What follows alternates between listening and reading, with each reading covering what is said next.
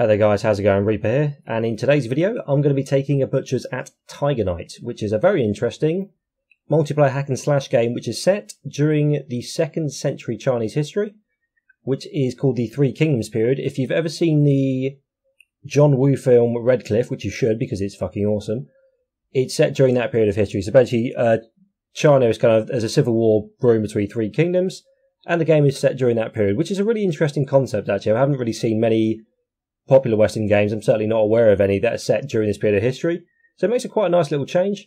So basically this game has been described quite accurately, I'd say. It's a very common comparison where if you took Mount & Blade Warband and Dynasty Warriors, slam them together, you would get this resulting kind of offspring game. And it's a really fun game as well. I'm having a lot of fun with it. A couple of things I need to say off the bat. It is free to play. There is a free to play model. I will explain how that works as now. The game is free to download, so you don't have to buy it and then you have to have a model, so it's free to play. I will explain the system momentarily, and it is in early access. It's only been on Steam early access for a couple of days, so a lot of this could and probably will be subject to change. So just have to kind of explain that off the bat. Before I show off the combat and the actual fight itself, I'm going to kind of show off the troop trees, which will kind of segue and lead into the free-to-play system a bit, so I can kind of explain that. So what I'm going to do is essentially what happens is when you go into a fight, you've got your character and whatever gear you might want to choose him. You have essentially, I believe it's spelled A-D-J-U-T. I think it's a Jutin.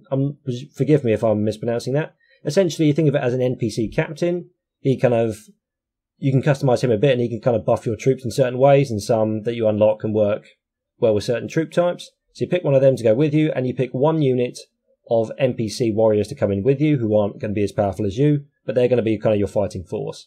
And each of the standard command mode games, which is kind of the standard PvP mode, there's going to be 5 people on each team, so there'll be 5 players with 5 captains and 5 of whatever unit they decide to bring with them against 5 of the enemy. And the idea is basically you go into each other, have a big fight, and you have to defeat the enemy force. So you've got 5 players with whatever troops they choose to take into that game. So, as I said, before we get into the fight, I'm going to go have a look at the kind of troop trees first. If I click on upgrade on the main screen, so basically it's split into 4 different categories. There's Wei, Shu, Wu, and also again, off the bat, please forgive me if I butcher any of the pronunciations of any of the Chinese terms. I'll try and keep that to a minimum. I believe those ones of those 3 names I just said are correct, but I'm not really a linguist, so I'll try and keep that to a minimum. And there's also Rome, which isn't in the game yet, but is coming soon. Not quite sure why they're included. I imagine just because it's a Chinese developer using a Chinese period of history that probably a Western audience won't be familiar with, so they're probably just putting the Romans in there just if a Western audience wants to play with something they're a bit more historically familiar with, as they're likely to be. So they're just going to include them at some point. No release date, as far as I'm aware, for those yet, but they hopefully will be coming soon. So basically they're split into 3 different, the 3 different empires, if you like. And each of the empires has a different troop tree, which basically suggests at what point you're going to get certain different troop types. So if I go into Wei, I've been using, there's a lot of spear troops up here. And then once I get to level 5 troops, which I haven't unlocked yet, I can then branch off and start getting some cavalry guys. If I went into Shu, by the way, you're not locked into any of these. You can stay entirely with one if you want to stick with that, or you can split into each of them, and you can take any empire's troops with you. So one of your teammates could have a Wei unit, you could have a Shu unit. It doesn't matter. It's just a way of including all 3 kind of historical empires in the game and kind of switching up the troop types, just so you see a bit. But it's basically a 5-on-5. You can take whatever troops you want and whatever general you want. So it's just a way of breaking up the different units. So in Shu, we've got a lot of your standard infantry here as well. I think these tend to be more one-handed and kind of shield guys as opposed to sort of 2-handed spears.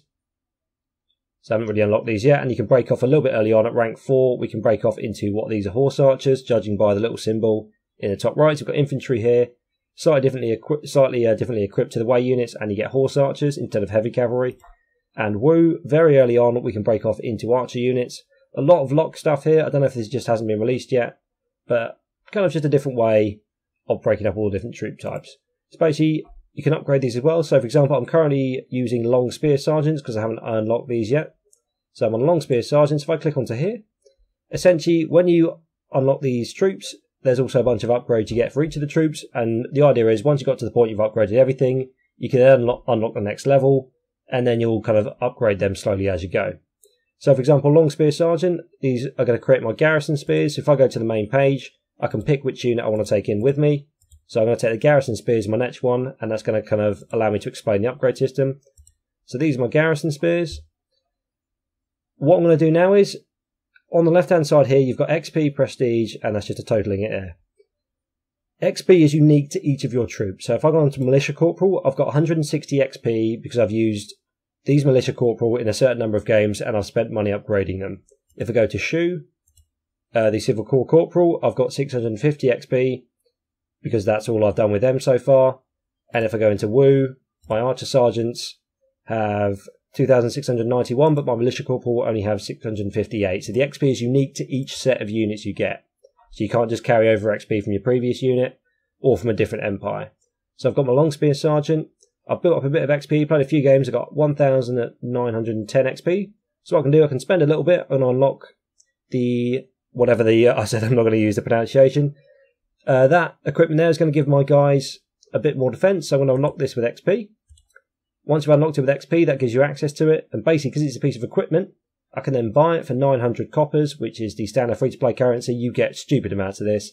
I've got 110,000, 900's not going to be a problem. So I can unlock that, and the game gives you quite an interesting choice. You can upgrade that for my garrison spears for 900. So if I do that, if I take these guys, they're automatically going to be equipped with that upgraded helmet. What I can then do is, if I pay 900, I can do to own. So I can unlock that for myself. So I can customize my gear a lot, but I can't have a piece of gear that my troops don't have access to. So I can so my garrison spears are always going to have whatever I purchase here. And what I can do as well, once I've unlocked it for them, if I purchase it for my garrison spears, they automatically all get that. I can then purchase it for myself. I'm not obliged to use it, but I can't use a piece of equipment that I don't unlock through this screen. So essentially, every piece of gear your hero has access to, you can customize it completely. You're not locked to exactly what your troops you have. However, the equipment you do have access to is decided purely through what you've unlocked. So you don't have access to any weapons or pieces of equipment that you haven't unlocked for your troops, which is a nice way of kind of keeping you in line with your troops, keep a bit of kind of comparison and keeps you kind of similar to your troops. However, it gives you a way of customizing, because I could unlock some equipment with some Shu, Wu or Roman troops, and I might want to use that instead. However, I can't use a piece of gear that my troops don't have access to. It stops me just trying to run around with stupidly high level gear, trying to do everything, which is quite a cool concept. I'm also going to buy the pitchforks, because they're a bit better than the standard spears, and they can do swing attacks as well. So I'll upgrade them for the garrison spears, and I'll buy that for me as well, because it's a bit better than my standard weapon. And I'm going to use the plus 10% max HP for another 700 XP as well. So my guys are almost fully upgraded. I'll leave the infantry leggings blank for now. So basically, you use your XP, unlock it. You then use your gold to purchase. You use your coppers, excuse me, which is the free-to-play currency, to unlock it, and then that will allow you to access it for your hero. Hopefully that was clear enough. One thing I would say is the XP system is a little bit weird. What tends to happen is I'll unlock, say this unit is level 2. I won't have any XP with him initially. I'll have to play a few games, and I won't have the same gear as maybe my opponents might have. So at the moment, I've now unlocked everything, but the first few games, I was on the more basic gear here. I didn't have the upgraded polearm. I didn't have this 10% XP buff, this HP buff, because I didn't have the XP to buy it. However, if I'm fighting at level 2, my opponent might have all these upgrades, because he's played a few games already. So I'm kind of initially at a disadvantage. But once you've played a couple of games, you then buy everything immediately, because you've got no reason not to. So basically, you'll play a few games at a disadvantage, and then you'll have the same kind of level as everyone else. So it's a little bit finicky in how it works, because it takes about 2 or 3 matches just to unlock everything. But basically, what that means is you'll play a couple of games at a disadvantage, then you'll have unlocked everything anyway, and then there'll just kind of be an endless cycle. So when I unlock the next troop, I'll have no upgrades because I've got no XP. Play a few games, unlock everything at once. So it kind of doesn't. I don't think it really works. It needs a bit of tweaking, at least as a balance system, because it's kind of just pot luck. You've got to hope your teammates have got troops where they've unlocked everything and they're just about to move on to the next one, where, say I upgraded, if I'm playing a level 2 game here with level 2 troops, I've upgraded everything here. Say I moved on to level 3, I'm then playing in the level 3 game, but my teammates might not be happy because my troops have got all the standard gear because I can't upgrade it yet. So it kind of creates a little bit of imbalance in the games, because you're decided by level who you're up against. However, just because you haven't played a couple of games yet, you're initially going to be at a disadvantage, which seems a little bit unreasonable, but a bit of a nitpick, but I think I need to be honest here. So if I'm going to go into storage, all that this is my character. You can customize your character as you like. So all my new equipment I'm going to unlock because I just bought it. So let's equip some of my new gear.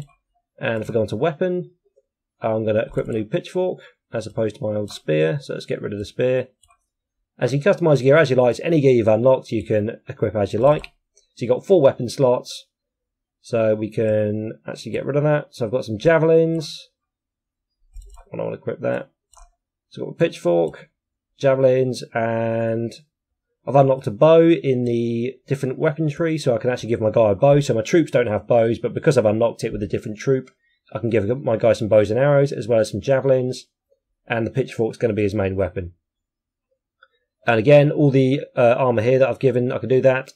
The other exception to the equipment thing with your troops is your horse. You get a horse quite early on, and you can have a horse despite the fact you may not have unlocked any cavalry troops yet. So that's the other unique thing. Going to pick my general, or my captain if you like. I'm just going to refer to them as captains, I just think it's easier. So basically you can choose these guys. These are going to be your NPC captains. They're a little bit better than your rank and file troops. They're going to have slightly different equipment to each other. So this guy's on foot, he's got a bow and a sword. This guy's on a horse, he's got a bow, he's a bit more of kind of a light cavalry archer. I'm going to take this guy, and they also give you slightly different formations. So if I take this first guy, I'll get the line formation, which I can deploy during battle. My troops will go into a big line. And if I go into that formation, I'm going to have better range defense and better ranged attack. So if I've got some archers, that might be quite good. So I can put them in the line formation, they're going to give better ranged attack. However, whilst I've got that formation, because I'm in one single line, I'm going to take extra damage from melee and from crash, which is horse impact damage. And this guy gives me the square formation as well, which means I take less melee damage, less range damage because I'm a bit more spread out. So it'll give me a ranged defense buff. However, it's also going to give me a penalty to melee defense because I'm more spread out. If I take this guy, which I'm going to take, I can put my archers in line formation, gives them a big ranged attack bonus. Or I can put them in the square formation, so I've got a melee unit like my spears. I'm going to take this guy, so I can put my spear troops in a melee defensive formation. It's going to make me a bit more vulnerable to archer fire, but if I've got enemies attacking me, I can put me in a big square, take out cavalry really nicely, and makes them a bit tougher as well. So these formations you can drop in battle, so whatever general you take, captain you take, you can take different formations. So I'm going to take that guy, and I've upgraded my character, I've upgraded my troops, I've decided what gear I'm going to take. So I'm going to have a brief cut. Hopefully that was clear. If you've got any questions, please let me know. One thing I will just quickly cover is the market, because I said I'd talk about the free-to-play model. So you've got the coppers, gold, and prestige. So prestige is locked through missions and just by winning games. Coppers, you get tons of these just by winning games or just playing them. Gold is the pay-to-play currency, so you have to pay real money to get this. And there is a little bit of a nitpick here, I need to be honest. There are a few items in here that you can only buy with real money. So for example, this potent bandage, I can only buy that with real gold, with gold, which I need real money to get. So for example, the normal bandage I can buy with coppers, which is going to be over 5 seconds, I heal 50 HP. With the potent bandage, which you can only buy with real money, it's 70 HP over 7 seconds. So it's not, in this case at least, a flat upgrade. However, it's an item that can only be bought with, that affects the actual gameplay. It's not cosmetic, which can only be bought with real money. Same with the fire arrowhead. You can use it to make burning damage on the target. I don't know any other way to get these apart from paying with real money, and it seems to be, unless there's a negative trade-off to using flaming arrows, which it doesn't seem to suggest there is, you can only get this with real money. Same with this horse flute. I can summon a steed in battle by buying this with the in-game money. I buy a hexy steed, or I can buy this different kind of horse. I don't know if this horse is better. I'd assume it probably is because it's a real money thing. I don't know if it's just showing off, or is that actually a better horse? So there's a couple of things you can only buy with real money. It is a little bit irritating. Some of these are just kind of barracks expansion slots, so you can have more sort of troop types down here, which is fair enough. I think there's VIP passes, which I'm imagining just makes you get kind of more XP quickly, so you can level up quicker. Other than that, most of it's reasonable. It's not like a ridiculous pay to win situation. However, there seem to be a couple of things that are going to change the actual course of the game, which you can only get by using real money, which is a bit of a shame. Just thought I'd cover that. It's not game breaking, but as I say, a little bit of a nitpick there. So hopefully I've covered everything. If that was, hopefully that was clear for everyone. If it wasn't, please ask me any question in the comments. I can answer any question you like if I know. Other than that, I'm going to have a brief cut. I'm going to take my guys, I'm going to go into the fight, and I'll show you what that looks like. Okay, so as you start the game out, once it's finished loading, you'll go into what's called the combat tactics screen here. So you'll see the map here, you can zoom out and in. And it basically gives you a bunch of positions that you and your teammates can start in. So you can see the 3 spots that my teammates have already decided. So basically it gives you an option to kind of coordinate with your team and decide exactly where everyone's going to go. It gives you a list on the left hand side of what troops we've got. So entirely got all infantry here, so each of our 5 guys is all brought infantry. So you can see me there in green. I'm going to go on the left hand side of the map. My teammates have got 2 in the middle and 2 on the right. So what I'm going to try and do, I'm going to go down that right hand sort of edge there on the map, or it's going to be my left flank. I'm going to go down there, hoping to pick up some recruits and then maybe cut in, because everyone tends to sort of gravitate towards the middle. I'm hoping to get kind of a flanking manoeuvre going on. If there's any archers behind, maybe I can get around the back and kind of flank the enemy a bit to help my teammates out. So the game's going to kick off. So that's the battle start. That's me there. There's all my troops in green, and there's Han Hao. Again, apologies if I pronounced that incorrectly, who is my captain. So I can change the array of my troops and go loose order, or I can do that tight box formation that I was talking about. Probably just keep them loose for now. Don't really need to go tight, purely because we're kind of just moving around. There's no one around. But if the enemy comes, maybe I can go into that tight formation. It's going to make me a bit weaker to kind of ranged attacks, but I can probably tank melee hits a bit better with that. So the combat system, incredibly similar to Mount and Blade. Basically there's a circle when my character is there and 4 reticules that I point in. Whichever one's highlighted, that's the direction I'm going to swing or parry in. So if the left one's highlighted, I'm going to swing left. Right's highlighted, I'm going to swing to the right. Same with the parrying there. I can parry to my right, parry to my left, I can parry above, and I can parry below. So basically, if you want to parry an attack with a 2-handed weapon, you want to correspond your parry to the direction your opponent is swinging. So you choose the direction of your swing and of your parry. So basically I've gone down the left hand side of the map. I haven't encountered any enemies yet, so I'm going to capture what's called a site. So there's several sites around each of the levels. If you're able to capture it, you've got to hold it down for a certain amount of time without being attacked. I've managed to capture the site, and in this case that's going to allow me to recruit some more troops. Another little loading sort of circle screen there. If I do that, I'm going to get some free troops for our team, which is going to help us out. So it just gives you a way of trying to kind of force everyone together and capture certain strategic points. Enemies coming in here, that's one enemy hero, so I'm going to get my troops to hold. I've got a few free crossbowmen, so that should help me out. And I've kind of put my troops in that tight formation, which is going to give them better melee defense. So hopefully if he comes in one by one, I can take him out. So I'm going to get a few hits on his enemy hero there. And that's his general. He's on a horse. I'm going to take him out with my polearm before he takes out my archers. So you will notice you are going to be able to tank a huge amount of hits from the rank and file enemies. I'm talking literally about 50, 60 hits sometimes from the bog standard enemies. Heroes is not going to be the same story, but basically your health is going to allow you to tank a ton of hits, but your opponent's obviously going to get the same addition. So I've hit this guy several times. He's still going to be standing, but I can do the same. I took a hit there, only took about 5% of my health. So the idea is, rank and file guys, I'm going to give you too much bother. However, they are going to swing the fight, and they are going to swing the game along with the heroes. So I managed to get a few big hits on this guy. So I've got a parry to the left there, so you see he was swinging. I just did the same there. If you match the direction of the parry with the enemy's swing, you're going to be able to block their attack. He did an overhead, tried to go for a parry. Managed to get a big hit on him there. He's run out of rank and file troops, so I should be able to take him down. I've taken all his health, I'll get my troops to hold, and I'm going to go into the execute screen. So basically, once you take too much damage, your health goes low, you go into bleed out, and that allows you to be executed. So I execute him there. If I can not be attacked for 5 seconds, I can execute my opponent. That's going to take him out of the game completely. And the objective is to either kill 5 of the enemy generals, so you kill all the enemy generals, or the enemy marshal, who is an NPC. So I managed to take out one of the 5 enemy generals there just by executing him. If you don't get executed, one of your teammates can get to you and get you back in the fight. So it's kind of a bleed out mechanic that's used fairly commonly. So I've just hit F3, which is raid, which basically means I'm going to go and head for the enemy marshal now because my team are doing quite well. So the opposite ends of the map, you've got each camp. Each camp has each team's marshal, who is an NPC. They have a crap ton of health, but they do very sort of little damage. So basically you'll need a load of troops and a bit of time to go and try and take the enemy marshal out. Doesn't matter how many generals you got left or how many they've got left. If a marshal dies, that team will lose. Just going to switch to my javelins now. And just a little point as we're going towards the enemy. In the top left hand corner, very useful, we've got the FPS counter and the ping. Don't seem to have many lag issues. I'm playing in a European server, but we haven't had any real server issues at the moment, which is nice, probably because the game isn't advertised that much. FPS seems pretty steady as well. I'm impressed with the performance of this game, considering it is in early access. Oh, get a good spear here. Charge spear in the back of the horse, all this good stuff. And a few of my troops going to try and take out. That's the guy on the horse there, actually. That's the NPC enemy marshal. If we take him out, we're going to win. What I was trying to say, basically, the performance occasionally in a massive fight with tons of sort of all 5 people on each side, if you get everyone in a massive melee scrum, it does dip a little bit, but I was very impressed with the performance.